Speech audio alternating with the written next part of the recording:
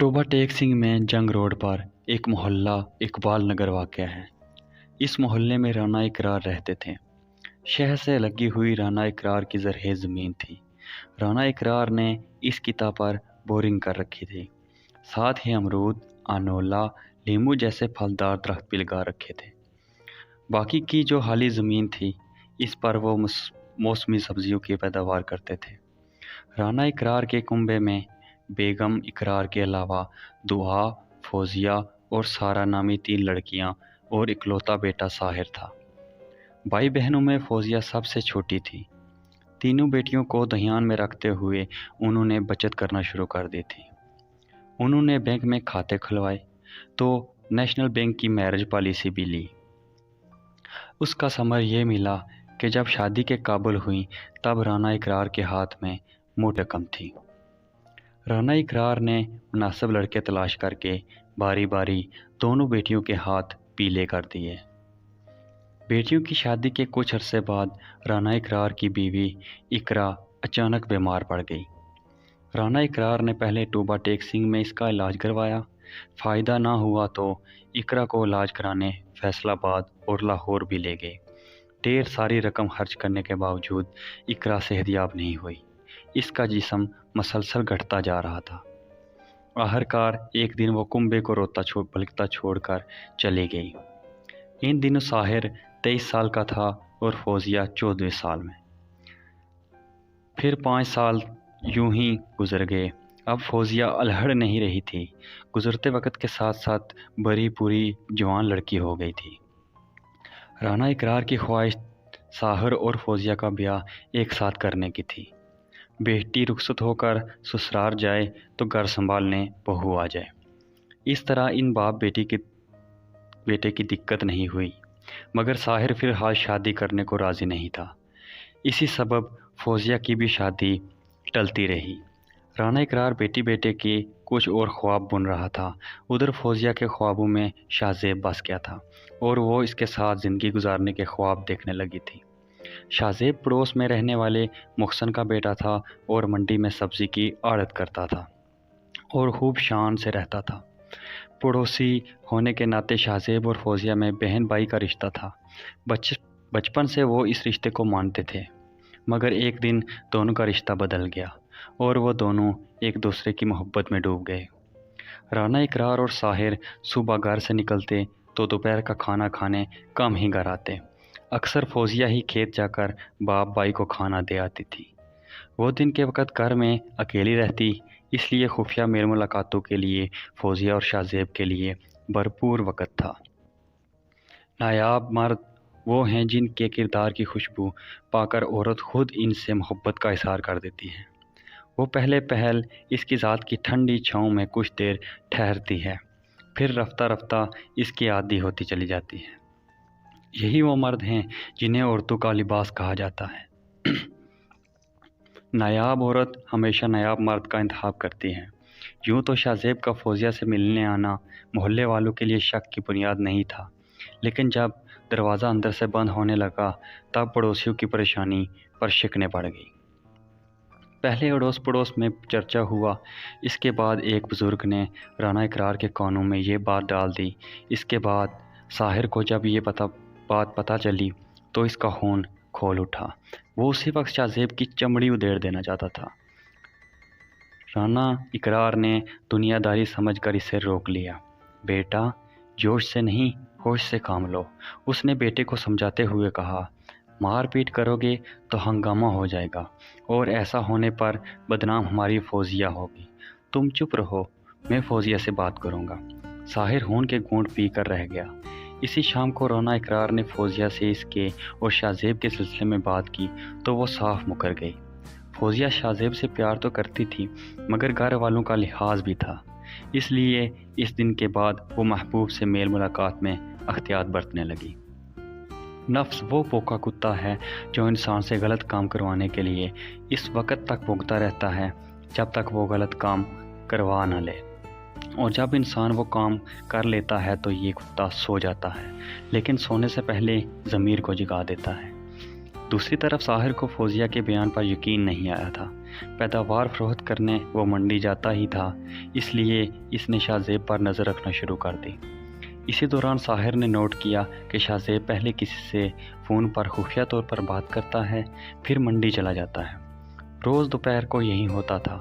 ساحر کو یقین ہو گیا کہ وہ کہیں اور نہیں، اس کی بہن سے ملنے جاتا ہے۔ اندھی محبت ہو یا اندھا اعتبار، دونوں مل کر انسان کو گہری کھائی میں گرا دیتے ہیں۔ ایک دن ساحر منڈی سے ہی شاہ زیب کے پیچھے لگ گیا۔ شاہ زیب کا تعاقب کرتے ہوئے وہ محلے تک آ گیا۔ اس نے دیکھا کہ شاہ زیب نے پہلے چاروں طرف کا جائزہ لیا، اس کے بعد مطمئن ہو کر کھلے دروازے سے گھر میں داخل ہو گیا۔ اس کے بعد فوزیہ دروازے پر نمودار ہوئی۔ اس نے طرف کا جائزہ لیا، جب کہیں نظر نہیں آیا تو اس نے دروازہ اندر سے بند کر لیا۔ ساحر شاہ زیب کو اپنی بہن کی عزت کھیلنے کا وقت نہیں دینا چاہتا تھا، اس لیے وہ فوراً دروازے پر جا پہنچا اور زور زور سے کنڈی پیٹنا شروع کر دی۔ کچھ منٹ تو لگا، مگر فوزیہ نے بدحواسی کے عالم میں دروازہ کھول دیا۔ ساحر نے اسے خوب پیٹا۔ اس کے بعد فون کر کے باپ کو بلا لیا۔ رانا اقرار گھر آیا تو اس نے بیٹی پر ہاتھ نہیں اٹھایا، مگر سنجیدگی سے بولا، بیٹی، میں تم پر اعتبار کرتا تھا، کیا خوب صلہ دیا ہے تم نے میرے اعتبار اور یقین کا۔ تمہاری کرنی سے آج میری عمر 10 سال کم ہو گئی۔ اس کے بعد وہ بھی دونوں ہاتھوں سے منہ چھپا کر رونے لگا۔ باپ کے آنسوؤں نے وہ کام کیا جو دنیا کی دوسری کوئی طاقت نہیں کر سکتی تھی۔ کنبے کے آبرو پر قرار رکھنے کے لیے فوزیہ نے لمحے بھر میں شاہ زیب کو بھول جانے کا فیصلہ کر لیا۔ اسی عہد کے ساتھ وہ باپ سے لپٹ گئی اور پھوٹ پھوٹ کر رونے لگی۔ مجھے معاف کر دو ابا، اس نے باپ سے عہد کرتے ہوئے کہا، وعدہ کرتی ہوں آئندہ کبھی شاہ زیب سے تعلق نہیں رکھوں گی۔ ایک انسان مر جائے تو صبر آ جاتا ہے، مگر جب ایک زندہ انسان آپ کے لیے مر جائے تو کبھی صبر نہیں آتا۔ رانا اقرار اور ساحر کو احساس ہوا کہ حقیقت میں وہ پچھتاوے کے آنسو بہا رہی ہے، تو ان لوگوں نے سچے دل سے فوزیہ کو معاف کر دیا۔ فوزیہ نے بھی جو وعدہ کیا تھا اس پر قائم رہی۔ اس نے شاہ زیب سے ملنا اور فون پر بات کرنا، یہاں تک کہ اس کی شکل تک دیکھنا بند کر دیا۔ فوزیہ کی بے وفائی اور بے روحی سے شاہ زیب تڑپ اٹھا۔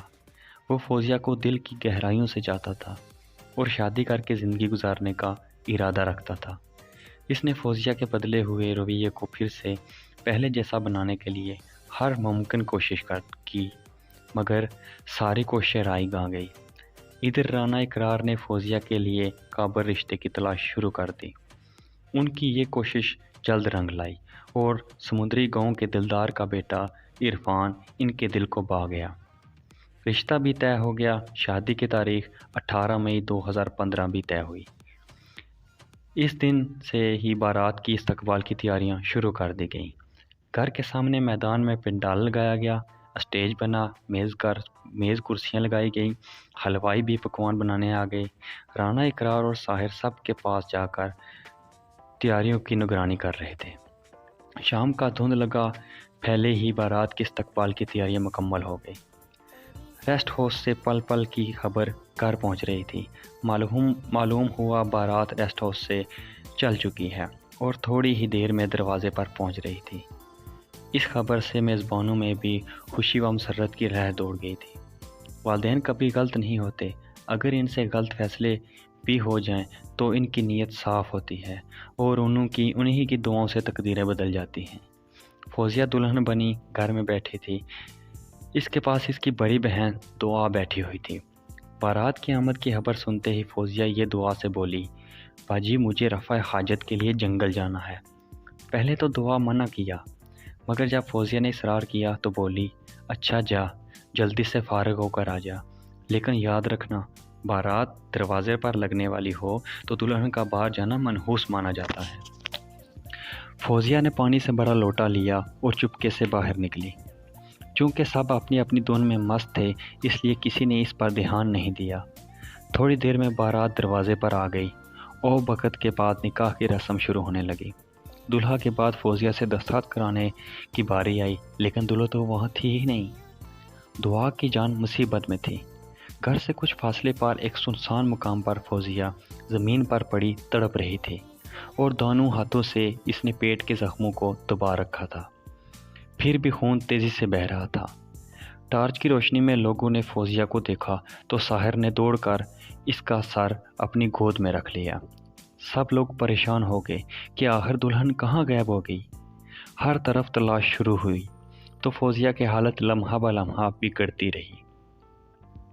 इसलिए आनन फानन इसे करीबी अस्पताल ले जाया गया, जहां इब्तदाई मायने में ही इसे मुर्दा करार दे दिया गया। फौजिया की मौत की खबर आते ही बारात दोबारा वापस बस में सवार होकर लौट गई, बगैर दुल्हन के। हादसे की इतला पुलिस को दे दी गई थी तो मिंटू में इलाकाई थाना सिविल लाइन के इंचार्ज इंस्पेक्टर राहिल मां दीगर पुलिस वालों के साथ मौका पर पहुंच गए। फौजिया की लाश कब्जे में लेकर इसे पोस्टमार्टम के लिए भेज दिया गया। सब हैरान थे कि आखिर दुल्हन को किसने और क्यों मारा। बाप और भाई ने दुआ को भी बहुत कोसा, जिसने बहन को अकेले बाहर जाने दिया। किसी का भी जहन इस खाने को कबूल करने को तैयार नहीं था। जहां कुछ लम्हे कबल खुशियां थीं, अब वहां मातम हो रहा था। FIR नामालूम मुल्ज़िमान के खिलाफ की गई। पुलिस ने साहिर से तफसीलात लेने के बाद शाहजेब को शामिल तफ्तीश करने का फैसला किया। 6 रोज़ बाद पुलिस ने शोरकोट मोड़ से शाहजेब को गिरफ्तार कर लिया। इससे पूछगछ की गई तो इसने बताया, मैं सच्चे दिल से फौजिया को चाहता था, लेकिन वो अपने घर वालों के बहकावे में आकर बेवफा हो गई। इसलिए शादी वाले दिन मैंने इसे मिलने के लिए बुलाया। फौजिया आने को तैयार नहीं हुई तो इसके पोल पट्टी खोल देने की धमकी दी। धमकी से डरकर वो घबरा गई। मेरा इरादा इसे लेकर कहीं दूर जाने का था, मगर फौजिया इसलिए राज़ी नहीं हुई। लिहाजा गुस्से में मैंने फौजिया पर चाकू से हमला कर दिया। इसके बाद वो रोने लगा। रोते रोते बोला, फौजिया मर गई, इसकी मौत का ज़िम्मेदार मैं हूँ और इसके लिए मैं खुद को कभी माफ़ नहीं करूँगा। शाहजेब की निशानदेही पर पुलिस ने कत्ल में इस्तेमाल होने वाला चाकू और इसका मोबाइल फ़ोन ज़ब्त कर लिया, जिससे इसने फौजिया को फ़ोन करके धमकाया था। 19 मई को शाहजेब को अदालत में पेश किया गया, जहां इसे जेल भेज दिया गया। तादम तहरीर शाहजेब जेल में था। यूँ मोहब्बत की दास्तान जुर्म की दास्तान बन गई। तो दोस्तों, आपको आज की हमारी कहानी कैसे लगी, कमेंट करके ज़रूर बताएं।